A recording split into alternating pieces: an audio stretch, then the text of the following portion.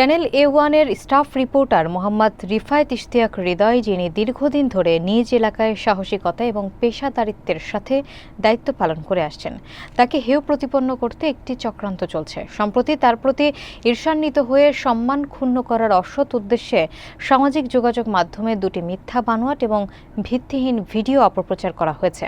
এসব একতরফা বক্তব্যের ভিডিও অসৎ উদ্দেশ্যে নিয়ে প্রচার করা হয়েছে, যার তীব্র নিন্দা এবং প্রতিবাদ জানিয়েছে রংপুর ও বদরগঞ্জের মূলধারার সাংবাদিক সমাজ। এ বিষয়ে একটি সংবাদ সম্মেলনের আয়োজন করে অপপ্রচারকারীর দৃষ্টান্তমূলক শাস্তির দাবি জানিয়েছেন। বিস্তারিত থাকছে রিফায়েত ইশতিয়াক হৃদয়ের প্রতিবেদনে। প্রিয় সহকর্মীবৃন্দ, আসসালামু আলাইকুম। তো আপনাদের কাছে যে বিষয়টি বলার জন্য আজকে এখানে সংবাদ সম্মেলনে শরণাপন্ন হয়েছি, আমি নিষ্ঠা এবং ন্যায়নীতির সাথে কাজ চালিয়ে যাচ্ছি এবং আমার এলাকায় সার্বক্ষণিক সকল অনিয়ম এবং দুর্নীতির বিরুদ্ধে রুখে দাঁড়াচ্ছি। আমার এই পথ চলায় দেখা যাচ্ছে যে আমার অনেক ধরনের শত্রু দাঁড়িয়ে গিয়েছে। এক কথায় যাদের প্রতিবাদ করছি তারাই আমার শত্রু হয়ে দাঁড়িয়েছে এবং তারা বিভিন্ন ক্ষেত্রে আমাকে ক্ষতিগ্রস্ত করার চেষ্টা করছে, যার প্রতিফলনস্বরূপ গত 2-3 দিন ধরে আমি অনেকটাই হুমকির মুখে রয়েছি। কেমন হুমকির মুখে রয়েছি সেটি হচ্ছে, আমার এলাকায় দেখা যাচ্ছে বেশ কিছু ফেসবুক পেজ ক্রিয়েট করা হয়েছে, যেগুলো বিভিন্ন নিউজ পোর্টালের নামে কিংবা তাদের কোনো সঠিক তথ্য আমরা খুঁজে পাচ্ছি না।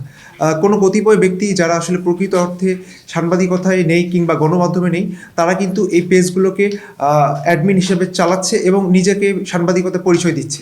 তো আমি আমাদের Badarganj press club, reporters unity, এমনকি রিপোর্টার্স ক্লাবের যত সভাপতি, সেক্রেটারি এবং মেম্বাররা আছে তাদের সাথে এবং সিনিয়র সাংবাদিকদের সাথে আলোচনা করে আমার সরজমিন বার্তার মাল্টিমিডিয়ায় একটা প্রতিবেদন করি। সেই প্রতিবেদনের মূল থিমটা ছিল যে অপসাংবাদিকতা এবং ভুয়া সাংবাদিকতার দৌরত্বতা। তো সেই বিষয়ে আমি একটা প্রতিবেদন করার পর থেকে দেখা যাচ্ছে যে ফেসবুকে বিভিন্নভাবে আমাকে নিয়ে অপপ্রচার চালানো হচ্ছে, যা সম্পূর্ণ মিথ্যা, বানোয়াট এবং ভিত্তিহীন, যেটার যৌক্তিকতা নেই, যেটার কোনো বাদই নেই। যে অভিযোগটা সম্পূর্ণ আমাকে হেয় প্রতিপন্ন করার জন্য, এমনকি আমাকে ছোট করার জন্য। তো ইতিমধ্যে আমি আমার এলাকায় সে সকল ভিডিও পোস্ট করার কারণে ছোট হয়ে গিয়েছি বা মানুষের কাছে তুচ্ছ তাচ্ছিল্যতার শিকার হয়েছি। যেমন আপনাদেরকে বলে রাখি, নিউজ 100 টিভি নামে একটি ফেসবুক পেজ রয়েছে, সেখানে আমার 2টি ভিডিও পোস্ট করা হয়, যেখানে দেখা যাচ্ছে একজন মহিলা বক্তব্য দিচ্ছেন আমি নাকি তার কাছ থেকে টাকা চেয়েছি বা তার কাছে অর্থের বিনিময়ে আমি তার স্বামীর যে নিউজ করেছিলাম সেটিকে রিমুভ করতে চেয়েছি, এ ধরনের কথাবার্তা, যেটা আমি সম্পূর্ণ নিজেই একদম জানি না এবং যেটার সঙ্গে আমার কোনো সম্পৃক্ততা নেই। পরবর্তীতে দেখলাম যে ওই সাক্ষাৎকার যে নিয়েছিলেন তাকে আমি জিজ্ঞাসাবাদ করলাম, তার সেই কল রেকর্ডিং আমার কাছে আছে, যে ভাই আমি কি আসলেই এই ধরনের কোনো ঘটনা ঘটছিল, সে কি আপনাকে অভিযোগ দিয়েছে বা এই বিষয়ে কি আপনি আমার কাছ থেকে কোনো তথ্য নিয়েছিলেন কি না। সে আমাকে যথাযথ তথ্য দিতে পারেনি, এমনকি বললেন যে সেখানে তো কোনো ভিডিও হয়নি, তাহলে এই ভিডিও আসলো কোথা থেকে। তাহলে সম্পূর্ণভাবে বোঝাই যাচ্ছে যে আমাকে হেয় প্রতিপন্ন করার জন্য এ ধরনের কাজ করা হচ্ছে। তার একটাই কারণ, আমি সম্পূর্ণভাবে ন্যায় ও নিষ্ঠার সাথে আমার এলাকায় প্রতিবাদী হয়ে কাজ করে যাচ্ছি এবং পেশাদারিত্ব পালন করছি, যার কারণে দেখা যাচ্ছে যে যারা অপসাংবাদিকতা কিংবা এই সকল যারা ভুয়া সাংবাদিক রয়েছে তাদের চোখের দৃষ্টিকোণ হয়ে দাঁড়িয়েছি এবং বাধার কারণ হয়ে দাঁড়িয়েছি, যার ফলে তারা আমার ক্ষতি করার জন্য এই ধরনের কার্যকলাপ করতেছে। তো এই ক্ষেত্রে আজকে আমি আমার সহকর্মীদের শরণাপন্ন হয়েছি। আজকে এখানে যারা রয়েছেন সবাইকে আমি একাত্ম আহ্বান জানাবো যে আজকে আমার সাথে এমনটা হচ্ছে, আগামীকাল আপনাদের সাথে হতে পারে।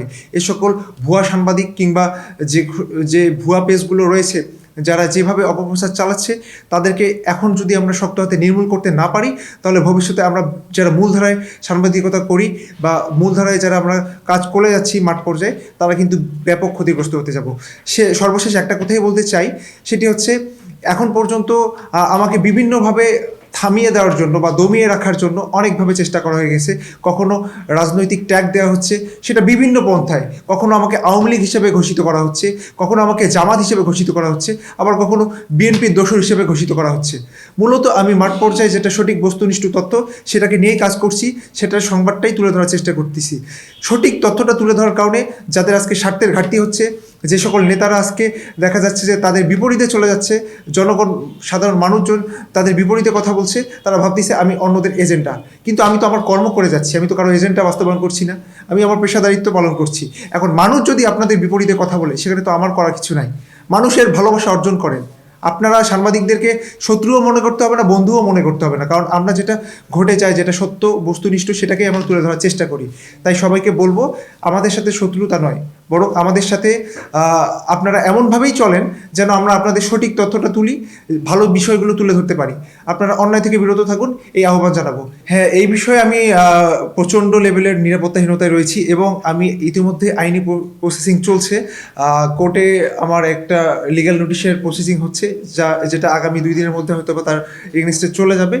আর খুব শীঘ্রই আমি স্থানীয় থানায় এবং আমার স্থানীয় প্রেস ক্লাব, রিপোর্টার্স ইউনিটি সকলকে সাথে নিয়ে, সিনিয়র সাংবাদিকদেরকে সাথে নিয়ে এটার বিরুদ্ধে একটি আইনি পদক্ষেপ গ্রহণ করব।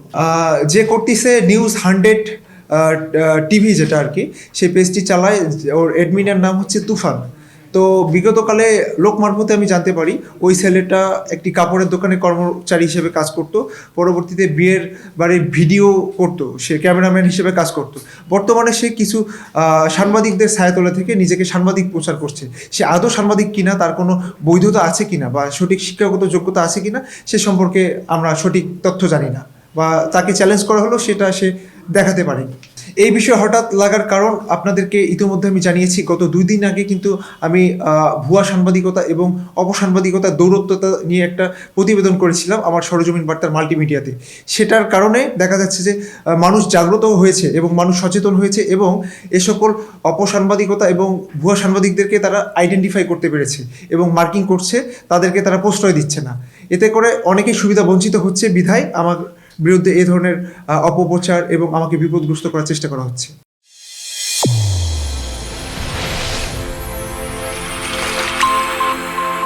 চ্যানেল A1 হৃদয়ের স্পন্দন।